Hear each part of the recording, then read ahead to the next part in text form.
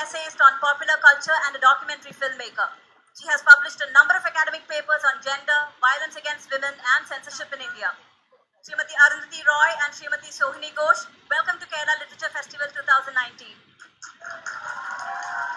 Ladies and gentlemen, presenting Literature of Politics with Srimati Arundhati Roy and Srimati Sohini Ghosh.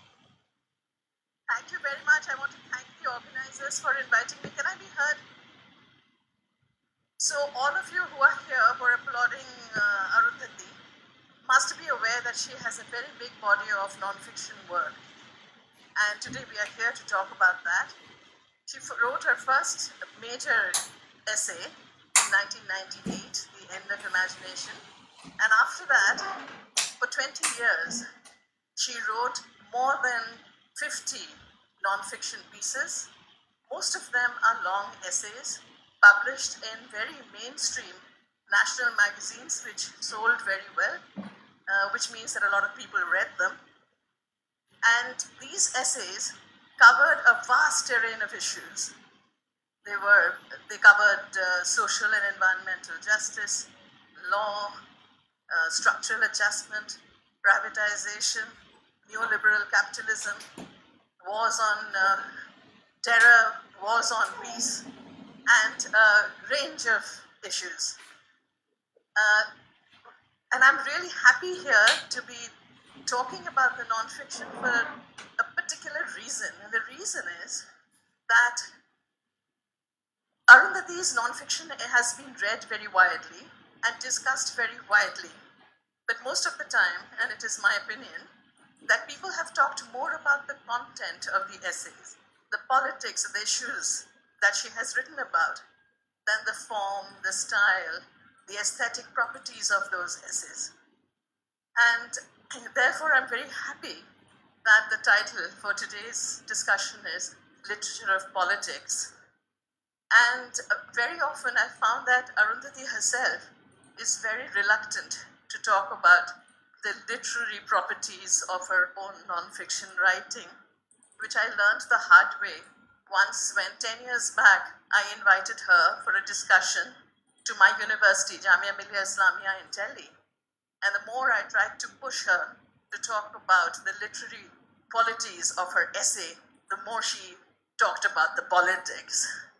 And today I hope that we can talk a little bit about the non-fiction as also literary exercises. So, Arundhati, before I ask you the first question, do you want to say something? Well, only that I don't know how many years it's been since either Sohini or I have been called Srimati. But anyway, since we all deal in the vast spectrum that is gender, I somehow never think of myself as a Srimati, nor do you, but that's okay. So it was gender bending. It was a novel experience. But I do want to say something, and that is that I was here last year. I was so pleased to be here last year, and I know that the organizers of this festival suffered consequences for organizing a festival like this, for organizing speakers who spoke very clearly against the current power dispensation in Delhi. And their response to all that happened to them was to do it again. And I really salute them. It's an honor to be here and full solidarity to Kerala Literary Festival. My first question to Arundhati is that what is for you the difference between writing fiction and non-fiction? You have said in one place that when you write fiction, fiction takes its time. It's in no hurry. And you're like a rock that is gathering these layers of sedimentation. In another place, you compared fiction writing to slow cooking. And in yet another place, you talk about how fiction and the difference between writing fiction and non-fiction is the difference between urgency and eternity. And I was wondering whether you could explain that to us. Well, I mean, to be honest, I feel the difference in my body, when I write. Like after I finish writing The God of Small Things, obviously I, you know, I was, I was this very celebrated, award-winning writer, also reviled. Also, I faced a criminal court case here in Kerala for 10 years. But whatever, at the time The God of Small Things came out, within a few months, this new age, this era of what we are experiencing and have been experiencing over the last many years, the public language of India changed with the nuclear test. And being someone who was being sort of sold as one of the faces of this new India, felt that I needed to step off that pedestal, and I wrote The End of Imagination. But basically, each time I have written a political essay, I have got into so much trouble. Not just from the right wing, from the courts, from the police, sometimes from the left. And I just kept promising myself, I'm not going to do this again. I'm going to write fiction. But something would happen, and this new corporate media would start closing in on somebody, whether it was on Muslims, whether it was on Maoists, whether it was on the anti-dam. There's a sort of bullying instinct in the media today. It used to be said that the job of the media is to comfort the afflicted and afflict the comforted. But today, the job of the media seems to be to afflict the already afflicted, to bully people, And so I just found myself responding to that all the time, And so so I see this 20 years of nonfiction writing as a series of broken promises to myself, actually. And it's very simple. I mean, even just now, somebody was asking me, oh, but isn't the Ministry of Utmost Happiness all political? It's a very serious misunderstanding of what fiction is, because to me, fiction that is based on trying to prove some kind of political manifesto would be a failure. Fiction I think the simplest way of answering your question is that surely my non-fiction essays are arguments. They are pleas. They are asking you to look at something in a different way. Whereas the fiction is like creating a universe and asking somebody to walk through. I mean, I've said this probably even last time I was here. To me, that's the difference. And therefore, one is like coming out and becoming a blade, that the non-fiction, that you move through the world, cut through the world. And the other is like a dance, where you're much more, and you have to take time. I was recently tidying up my house, and I found whole pages of the Ministry of Utmost Happiness that were almost exactly as they are in the book, but dated June 2007. So you have to live with the non-fiction, whereas live with the fiction, where the non-fiction is timely and the other is timeless. But as the timely pieces collect together, they too seem to tell you of an era which reminds you of other eras and then become timeless in themselves in a different way. So, in 1998, when you wrote The End of Imagination, before that you'd won the Booker Prize, you'd written The God of Small Things, and you wrote screenplays which were made into films by Pradeep Kishan. So primarily you were in the domain of fiction. So what is it that compelled you to move into the domain of nonfiction? What exactly? Well, as I said, the first thing that happened was to write when I wrote The End of Imagination. And truly, actually next year in June, this year in June, a book of all the collected nonfiction, which is about 1,000 pages, called My Seditious Heart, is going to be published. And so I was looking through, to copy edit, I was looking through the essays, and I realized that almost every single essay is, even though it's nonfiction, it's a story. It's told like a story.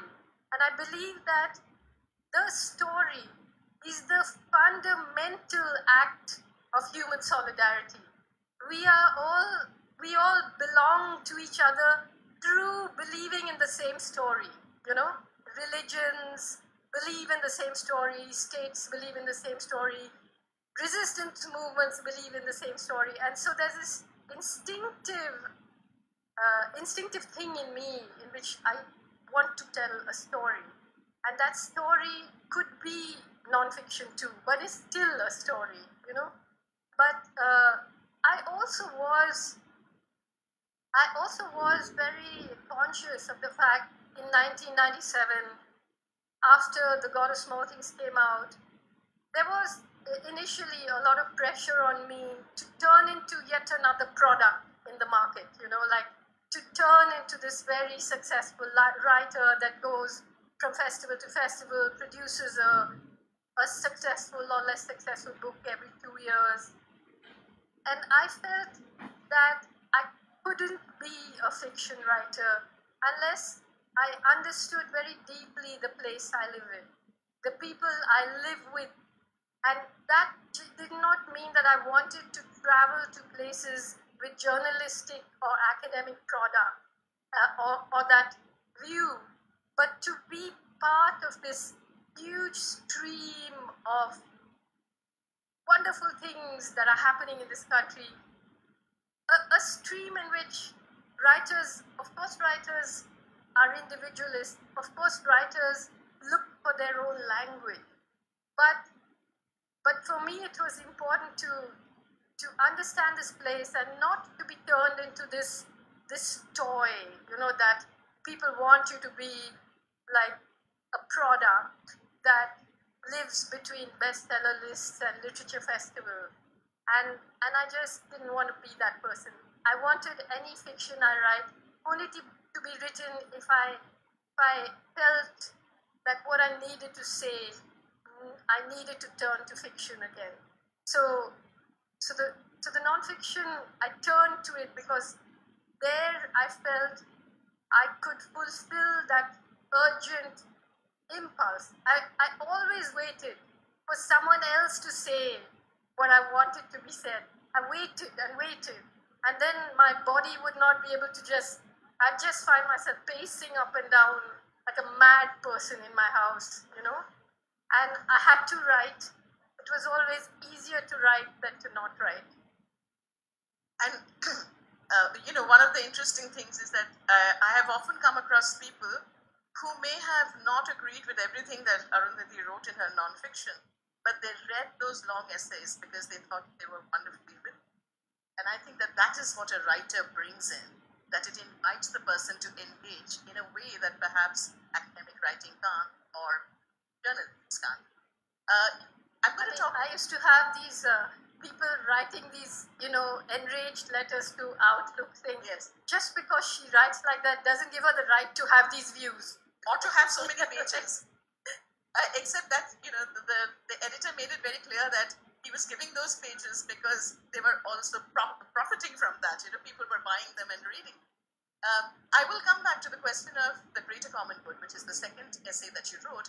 But there's something that you said that reminded me of, you once mentioning that while most writers, kind of write as a solitary activity, your writing emerges from the heart of the crowd. And I was wondering if you could talk a little bit about that, because I think you did, kind of mention that a little bit. But what exactly do you mean when you say that? Well, I think my fiction is a very solitary enterprise for me because there's a sort of madness that descends on me when I'm writing fiction. But the non-fiction, so much of it comes from like walking with the comrades in Bastar, walking with the anti-dam movement in the Narmada Valley. And again, you know, this idea that I feel sometimes that particular political essay is a weapon. It's a honed weapon, you know. So I know that the power of storytelling. Like I remember writing The Greater Common Good, where I said I knew that the valley needed a writer because, you know, the arguments are so diverse. They are so there's so many people invested in saying certain things, and so how do you write the story where you take all the points of view and then you form an opinion? Because the television studios, they just think that being neutral means getting BJP and Congress to shout at each other. No. What it means is you take the material and then you form an opinion. Then you take a side, you know. You don't act cowardly and step back and say, I have nothing further to say, Your Honor. Or I've given you both sides of the story, or something like that. You know, The Greater Common Good, which again published in Outlook in 1999, and this was about the Narmada Bachao Andolan, it had a series of consequences, which then led to more writing, of which one piece was actually an affidavit. And I was wondering whether you could talk a little bit about the kind of responses and the consequences that came after that essay. Well, the Greater Common Good was, of course, one long essay on the Narmada. Subsequently, there were quite a few more essays I wrote on the Narmada about the whole privatization and what was going on. It was interesting when I wrote that. Like Shwani said, I had written screenplays about college students. I had written The God of Small Things. I had written about love. I had written about sorrow and brokenness and so on. And then I said to myself, can you write about irrigation? Can you write about electricity and how much it costs? Can you write about things that affect ordinary people and make people read it with the same passion they read about love and war and caste and history? Can you do that? You know, so even to me, that was a challenge. And of course, you know, I had a huge sort of issues to deal with after that. But one of them was that, see, every few years, 5 male lawyers get together and file a criminal case against me. So that had happened with the God of Small Things, and the next was with the Narmada, where 5 men filed a case against me, saying that, I mean, among the many things they said was that I had tried to kill them outside the gates of the Supreme Court during a protest, at which I was not even present. And the Supreme Court sent a notice to me, you know, asking me to explain myself. And so I was actually, you know, I was actually saddened that such a big institution with so much work to do would take upon itself a case which even the local police were not willing to file and summon me. So I asked them, you know, like, don't you have anything better to do? At which point I was charged with contempt of court. And it was very funny because during the hearings, you know, they would throw the Greater Common Good from one judge to the other, and they only referred to me as that woman. So I used to call myself the hooker that won the Booker. And then when they asked me to apologize and I refused to, they started saying, but she's not behaving like a reasonable man. Because a reasonable man, of course, is a concept in law. Anyway, then I was sent to jail for a day and came out. But I'm just saying all this is part of being a part of what goes on in this country, you know, not sitting back and pretending that you're neutral while you're drawing a huge salary, but jumping into the river and swimming along in your own whatever way, you know. Well, one thing that seems pretty evident about the reasonable man and what happened in the court and that woman is, of course, there's a large part of sexism involved. So, have you also felt that some of the responses to the way people behave, particularly in the case of the Narmada, was also partly sexist? Well, there's hardly anything That isn't. That isn't, yeah. But I'm not going to be like, I mean, I have to say that I was quite amused by a lot of it, you know. It didn't make me feel tragic in any way. But it was funny because I would get lectured by, you know, very entitled Brahmin men who had probably written things that sold 100 copies, telling a woman who has just written a book that has sold millions how to write, what subjects you can write about, what tone you can take.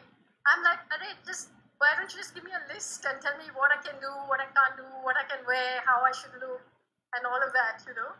There was a man who also was, I mean, till recently economic advisor in the Modi government, who wrote a piece telling, basically suggesting I should be taken to a psychiatrist and saying, let me tell you how to calculate the numbers of displaced people by the Narmada Dam. Then he confused the Narmada Valley project, which consists of like 135 minor dams and 5 mega dams, with only the Sardar Sarovar. He confused the number of families with the number of people. So he divided everything up and said, see, the most controversial dam in Asia displaces 5,000 people. I mean, common sense would tell you that even a drain in India displaces 5,000 people. But anyway, but you know what? He's a World Bank economist and he's a man and he has a beard and I don't. And so, boy, you know, he must be right.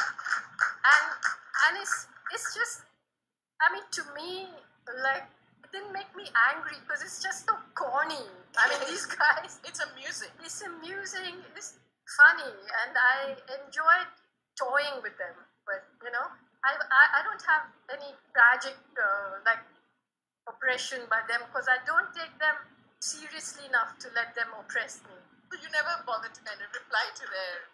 No, I had a bit. You of didn't say you should read it more No, carefully. I did. I wrote a piece called in which Mr. Allah gets this sums wrong, but I don't think they can apply themselves enough to even figure out the sums. I mean, you go to the valley, even a child will tell you, man, how to calculate displaced people, what is displaced by the dam reservoir, who is displaced by the canals, who counts as project affected, and you know, but and this is just just public casually- knowledge. I mean, you know, Narmada Bachao Andolan has actually put it out you there as can't. part I of mean, public knowledge. you know, when you're on the side of the fighting people, you have to get your facts right. When you're on the side of the establishment, you can talk complete shit. You know, if you're a entitled World Bank economist or a Brahmin historian, you can say what the fuck you want. You know. There's something that you said, I think, which is very interesting, you know, for writers, for filmmakers. You say that I don't write on behalf of anybody. I do not represent anybody. I often have students coming up to me and saying, you know, I want to make a documentary and give voice to the voiceless. And I always lead them to what you have said, and I want to read it out. You have said that there is really no such thing as the voiceless. There are only the deliberately silenced or the preferably unheard. Now, how do you then lend solidarity and also stand apart? And that, I think, has been one of the unique things about the essays. I don't lend solidarity. I am solidarity, you know? Like I'm not someone who's like some sports star who's endorsing something. You know, when someone says, like someone recently asked me about Narmada, they said, आपका आंदोलन कैसे चल रहा है? मैंने कहा मेरा तो ठीक चल रहा है, आपका कैसे चल रहा है? So he said, no, but what are you doing about the dam? So I said, I'm thinking of buying it. Because, you know, come on, like, the point is that we are all inside the story, you know, so whether it's Narmada, or whether it's the comrades, or whatever it is, we are also in a part of what is going on, so there's no question of being inside and outside and apart or together.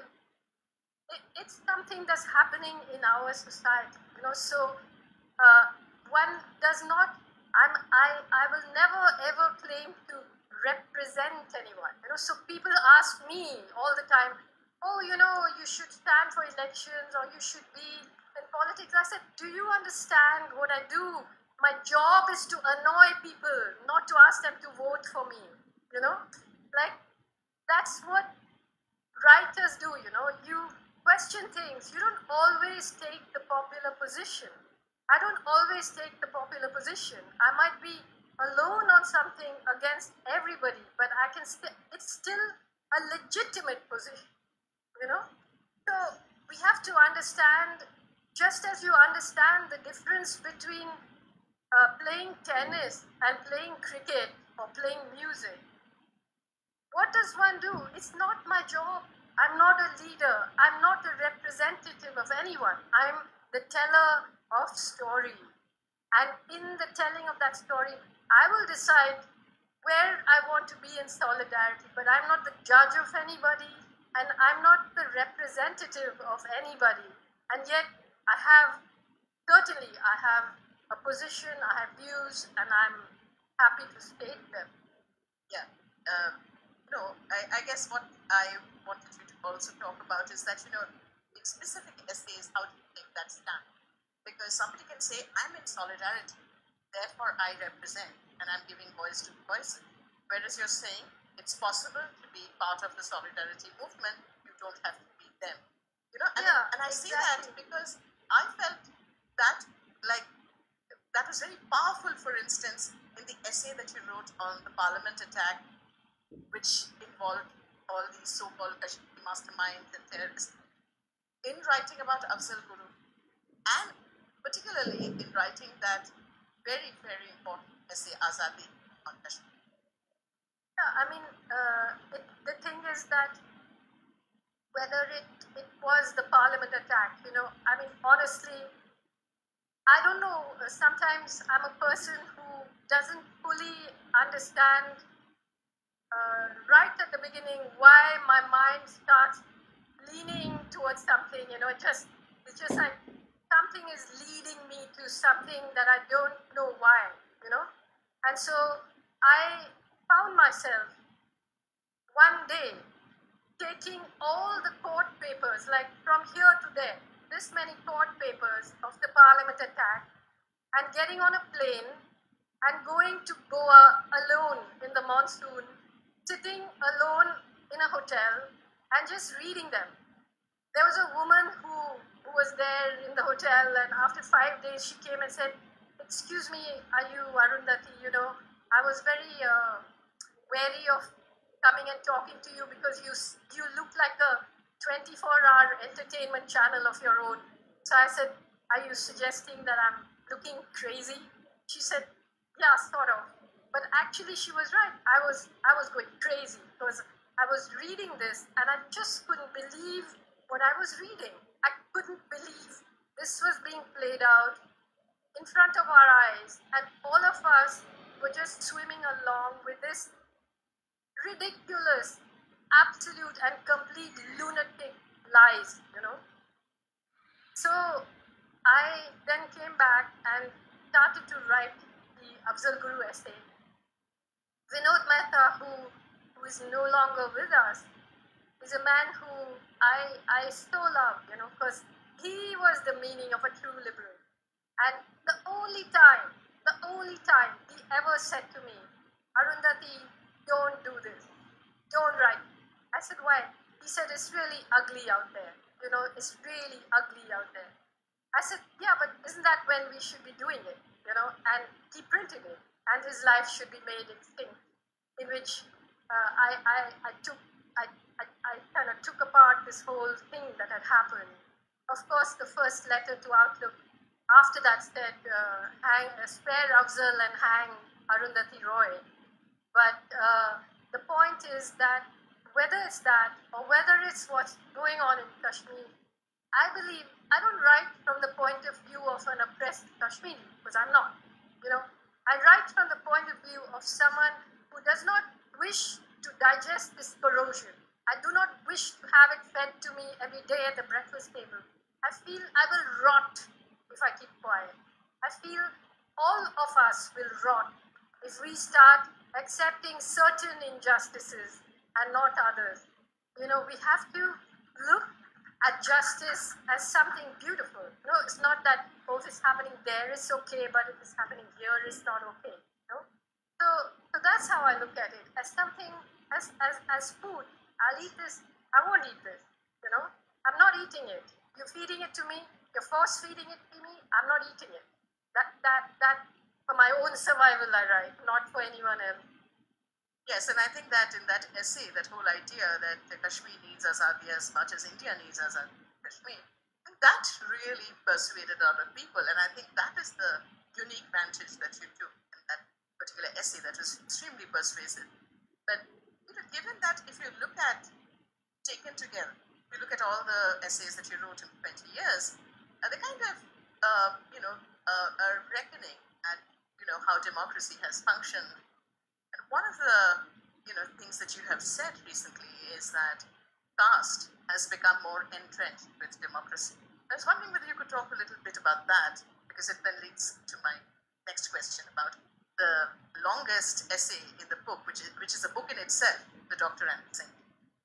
Well, I think that's another subject which Indians try not to look in the eye. Even when The God of Small Things came out, before it won the Booker, as I said, there was all these criminal cases for corrupting public morality. After it came out, there's a sense in which, it's a beautiful book about children, it's a beautiful book, it has such lyrical language, it changed my life. But the fact that it talks about caste, the fact that the central theme in the book is about love and sex between an upper caste woman and a Dalit man, is something that people just try and back away from, And from then to now, it's been, The Doctor and the Saint is again about how much falsehood we all live with, The subject of caste will come up for two reasons in this country. One, when elections are coming up, there are huge mathematical equations about which caste will go where, who will vote for whom, and so on. And the second is when you want to contest the issue of reservation, where reservation, in fact, is only a very small percentage of Dalits are even liable for, eligible for reservation because of the conditions. So, in fact, if you look at this country, look at caste in this country, look at who are the big corporations, whether it's Reliance, whether it's Adani, all Baniyas, all a particular trading caste. If you look at the ownership of newspapers, mostly Baniya. If you look at the editorial teams, mostly Brahmin.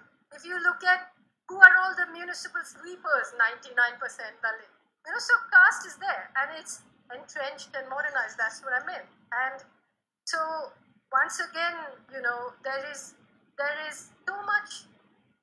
We comfort ourselves with so many lies, with so much hypocrisy. Though in fact, we are a society that practices apartheid in a very complex and a way in which outsiders can't see in, but we do.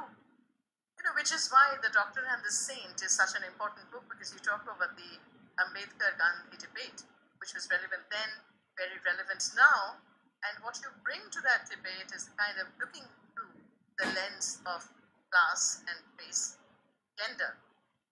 And my question to you is, why was it important to take that battle? Well, I actually obviously started writing The Doctor and the Saint. It was an introduction to annihilation of caste and Gandhi's reply to it.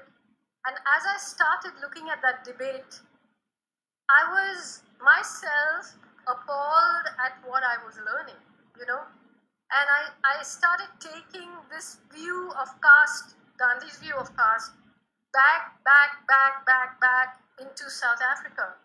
And I again saw, here we are believing in a story that isn't true. And even when, in fact, recently there's been a big, obviously a big controversy in Ghana, because in Africa now, people have begun to talk about Gandhi's very openly racist statements against Black Africans. And the students in the University of Ghana asked for that statue to be removed, and then there was a big thing about it. And recently a Ghanaian intellectual said, you people are suffering from what is known as cognitive dissonance, that you can't accept things because you've been indoctrinated in them so deeply. But when I went back to look at what had happened in South Africa, I mean, obviously we don't have time to talk about it, but it has been translated into Malayalam as well. I mean, I was appalled, you know, like we were all taught that Gandhi was thrown off a train in Pietermaritzburg, and from there he began his great fight against segregation in South Africa. Completely untrue. Gandhi arrived in South Africa. He became the president of the Natal Congress, which was a very elite organization. The membership fee for that was £3. 12 years later, the Zulus rose in uprising because they had to pay a £1 poll tax that they couldn't afford. So you understand what I'm talking about. And Gandhi, his first victory in South Africa was to get a third entrance open to the Durban post office, because he said blacks and Indians should not share the same entrance. Again and again he wrote saying, upper caste Indians and the British should form an imperial brotherhood. We are Aryans. And so, I mean, I'm just saying you can read this essay because I quote him from 1898 right up to 1948. So it's not a question of saying, oh, he changed or he didn't change. And then when he came to India, the debate with Ambedkar had to do constantly what Ambedkar was saying. Constantly what he was saying is, it is not just about untouchability and ritualization of pollution. It's about entitlement. It's about representation. We have to be able to represent ourselves. And this was something Gandhi would not concede. So I'm afraid, you know, that it is not just a question of interpretation, but a question of a falsification of the memories of a person who was no doubt a complex man, but everyone is a complex man. We can't get away from what really happened by just saying it was complex. No, let's understand the complexity, and let's understand he was also a genius. Gandhi was a genius. He was a political genius, but he, in my opinion, does not deserve the title of Mahatma, you know. And I think we need to take on board what was genius about him, but certainly I don't think he can hold a candle to Ambedkar in this debate about entitlement, about rights, about equality, and we have to stop lying to ourselves, you know, because as long as we are this society, there is no society in the world that's equal, yes, but here we worship, we institutionalize inequality. If we do that, we can never get anywhere, ever, you know. So, Arundhati, before I throw this open to, because I'm keeping an eye on the counter to the audience, I will ask you my last question. And the last question is about, relates to an essay that you wrote last year, which it's a lecture that you presented at the British Library, which does a series on writing and translation. And the Ministry of Utmost Happiness has been translated, you know, to over, 50 languages. But you made a very interesting argument in that essay, and the argument is that you made says that for you, translation is not what happens after the book has been produced, but that the book itself is a consequence of many translations, and therefore I will quote you. You said that the Ministry is a novel written in English, but imagined in several languages, and that translation as a primary form of creation was central to the writing of it. You therefore describe the English original as, quote unquote, translated from the original. Now, my question to you is, does the writing of the literature of politics also entail some kind of translation? Is it the same? Is it different? And if it's different, how is it? That's a very interesting question, because of course in the Ministry of Utmost Happiness, even the characters in the book, because we live in a country of 780 languages, even the characters in the book are often translating to each other. There's a lot of the history of, say, the evolution and battle between Hindi and Urdu. Why is Wali Gujarati's tomb, just erased during the Gujarat massacre of 2002? These are beautiful things that people do.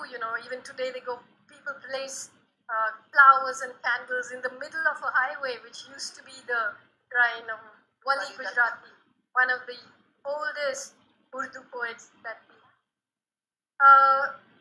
So when I spoke about translation in the ministry, I meant it in a different way. But you asked whether political essays also involve a certain amount of translation. Well, I suppose in the deepest form, yes, because they are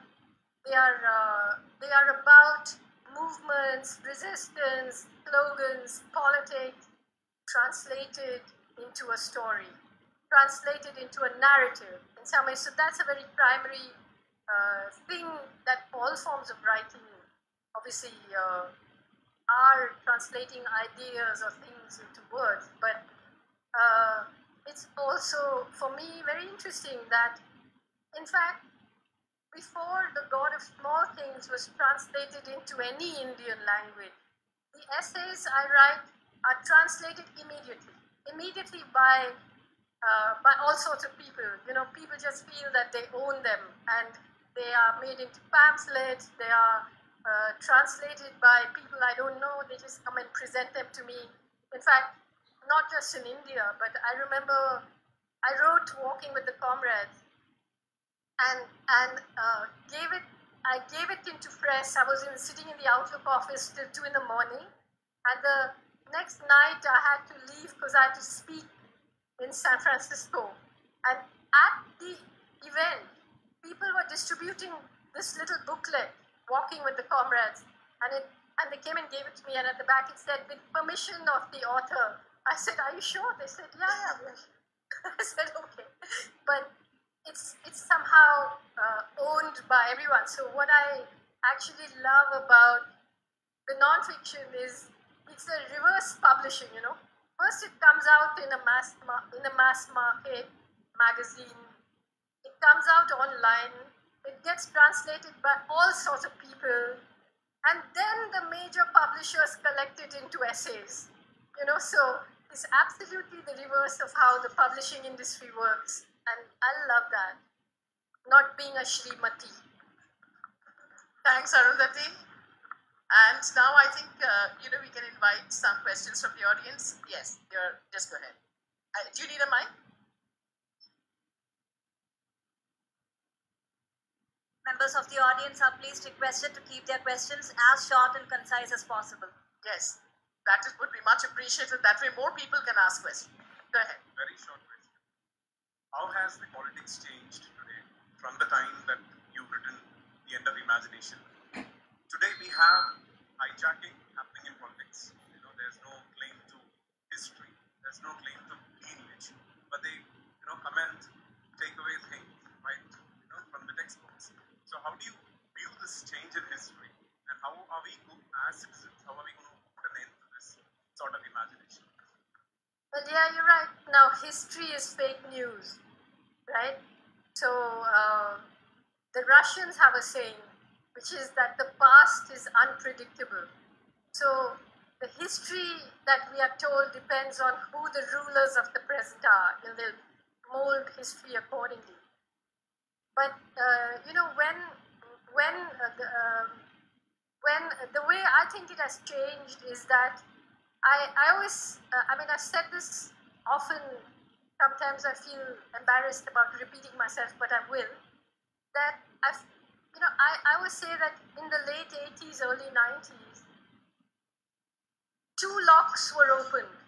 One was the lock of the Babri Masjid, and one was the lock of the Indian market, which was open to free market international capital.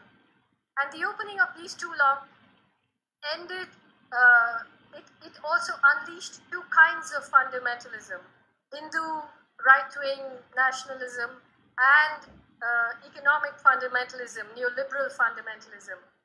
And they both waltzed together.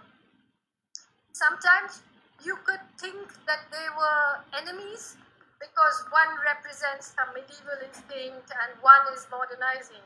But actually it was a mating dance, and they both came to rest in the body of the Prime Minister of today. Like soon after the Gujarat massacre, you remember, within a week after the Gujarat massacre, major industrialists came forward and said this man should be our Prime Minister. So today you see both these forms of radicalism together. And that is what has brought us to this pass. And it isn't just the government, but every single institution has been penetrated now. And so history books are being rewritten. Whatever the gains of 50 years of preservation, of institutions like JNU, which opened its gates to the poorest people from villages and towns and small places. Now privatization is pushing Adivasi, Dalit, OBC students out. It's like the Brahmanization of education again. So you see that there's a kind of corporate feudalism, So I always say that caste and capitalism have fused to form a new kind of alloy. And unless you understand both the elements in that alloy, you really can't understand what's going on. But we're in a very dangerous place. Even if the BJP doesn't win the election again, it doesn't mean that this nation is not in grievous danger. Because, as I said, all institutions have been compromised. And all institutions have been corrupted not just by economic corruption, but by a form of moral corruption. And all of us watch it and accept it. That's a terrible thing.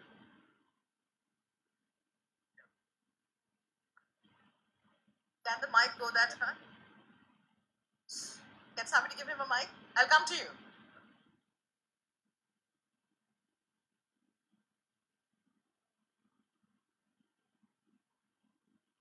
I'm very happy to have you again back here. You have always objected to being called a writer activist. In the essay, Ladies Have Feelings, so shall we leave it to the experts. You have compared it to a sofa cum bed, belittling both the writer and the activist. But in the present scenario, where we have an empty number of writings and writers who prefer to be locked up in the ivory tower of a political artist, can we think of any better term to represent or rather designate writers like you who have the guts to take up a political position publicly and who can say, in my essays, I take sides, I take a position, and I do whatever is in my power, everything in my power to solicit support for that position. Thank you, Arundi.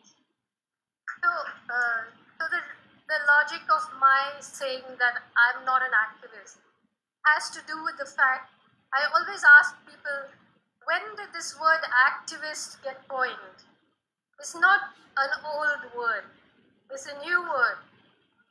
And back in the day, this was seen as the classic job of a writer. That is what writers did. They wrote about the societies they lived in.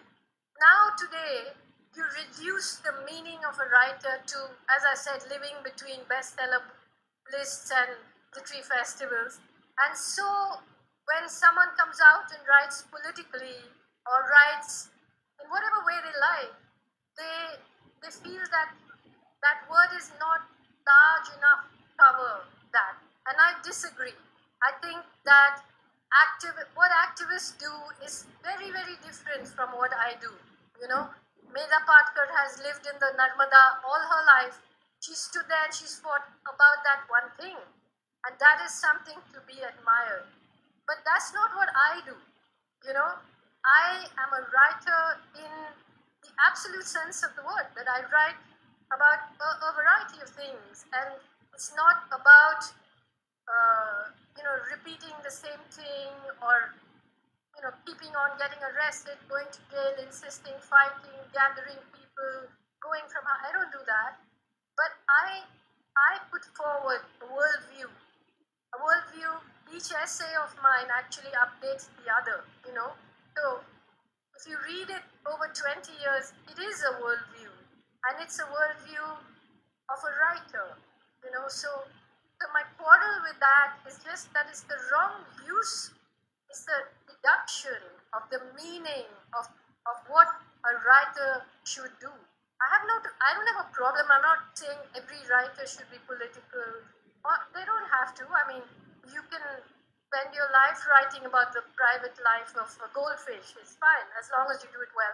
I'm okay with it, But I'm just saying, why should you get so worried when somebody is political, Why, I mean, people tell me, oh, the God of Small Things was lyrical, but ministry is very political.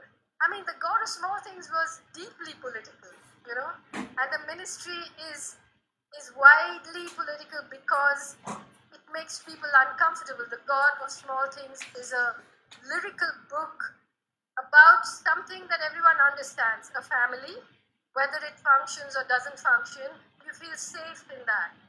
But the ministry questions even that, So it's many languages, many kinds of voices, many kinds of genders, many kinds of nationalisms, many kinds of borders, and so makes people uncomfortable. But I'm unashamedly political, I'm unashamedly intimate.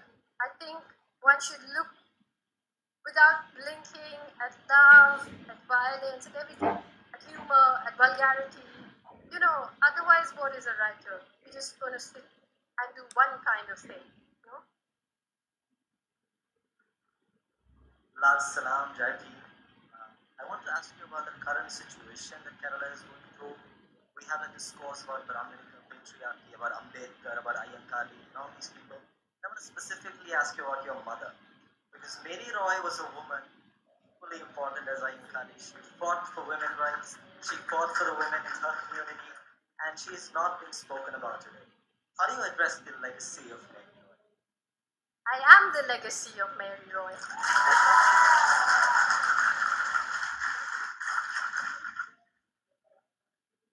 Mary Roy is the wildest woman I know. So, I once said that she's like someone who escaped off the set of a Fellini film. So, I mean, everything about her, I mean, we've had obviously serious conflict. I left home when I was 18, 16. 16. I left home and we've had wild conflict. But I'll say this much, I always want her to win. I never want to win against her. I think she's the most incredible. What's best about her is that I hardly know any woman, maybe except for myself, who just allows, I mean, she has just allowed herself the full bandwidth of everything that she is. Anger, crazy, malicious, loving, visionary, petty, whatever it is, there's no one that has made her hunch her shoulders. There's no one made her a good woman. There's no one who's managed to discipline her at all. And to me, just to experience that is something that makes me just want to bite her, like a cheek. Yeah.